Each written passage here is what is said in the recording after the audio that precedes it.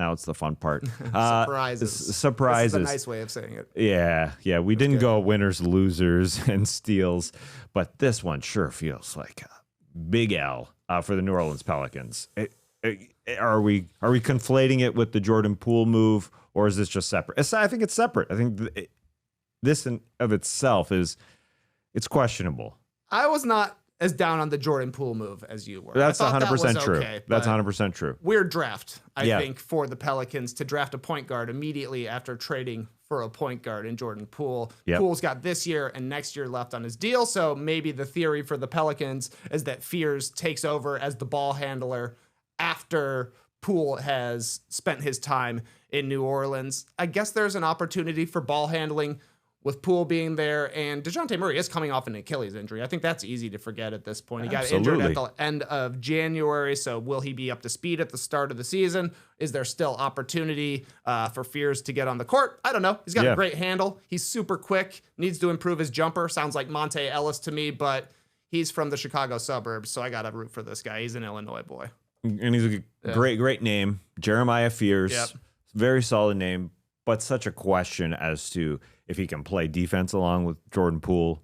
Right? This is going to be a bad defensive team. Yeah, exactly. And it's just getting deeper and deeper and deeper when we get to their 13 pick and Derek Queen.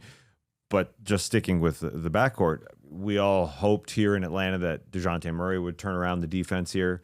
That didn't happen. DeJounte Murray won't start the season. Even if he does on the floor, he won't start at all healthy defensively. He's not going to be the old DeJounte Murray that we saw in San Antonio.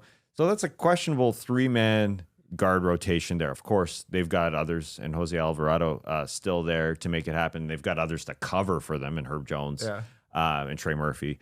But that's not even the weird pick for the Pelicans. No, the Derek Queen The weird part is Derek Queen. I wanted the Bulls to take him at 12. I think he's a talented guy. I like the style of basketball he plays. I'm a sucker for big men who have skills, even if they're giving it back defensively, because the guy's not a super athlete, not great size as a rim protector. I also would have liked the Bulls to accept this Pelicans trade, which I assume had to be there for Chicago at 12 if it was there for Atlanta as well. But the fact that New Orleans traded 23 in this draft, which ended up being Noel to the Hawks, throwing in the 2026 unprotected first after a 21-win season when you've got one of the most unreliable superstars in Zion Williamson leading your team. This seems crazy and way too much confidence put into Zion's health by Joe Dumars and Troy Weaver down in the Pelicans. Like, the trade probably would have been fine if they put any protections on it. Like, the Hawks probably would still do this trade if New Orleans is like, this is a top 4 protected 2026 pick that's coming to them, right? Like, right. I think the Hawks still say yes to that, but instead completely unprotected, which is just so much downside for New Orleans. Yeah, so Derek Queen, with the connections to Maryland, it sure feels like Troy Weaver coming in and doing something that I would do. Oh, Toronto, I like that. You know, like he's got ties to Maryland, he's got ties to the Washington area, and so there's that part. You give up a 23 pick, and as you said, next year what could be the more favorable, the better of Milwaukee or themselves, of their own pick in New Orleans. Doesn't seem all that good for a guy who ain't a great defender to be beside Zion. He's not an incredible shooter to be beside Zion. Now that's the weird part. It's a weird mix, those two. Yeah. And then along with the Jordan Poole backcourt, along with Jeremiah Fears, there ain't no defense. It just doesn't seem like they know exactly what they're doing there. But they're going for it right here, right now. So you can, you can say that, like I was saying that about even the Memphis Grizzlies. Like, they are trying to get players who can play right here, right now, or alongside Zion. But there's so much going on the court and off the court with Zion there. So there's just so many questions. Yeah, I can't get super excited for what Dumars and Troy Weaver have done to start their regime.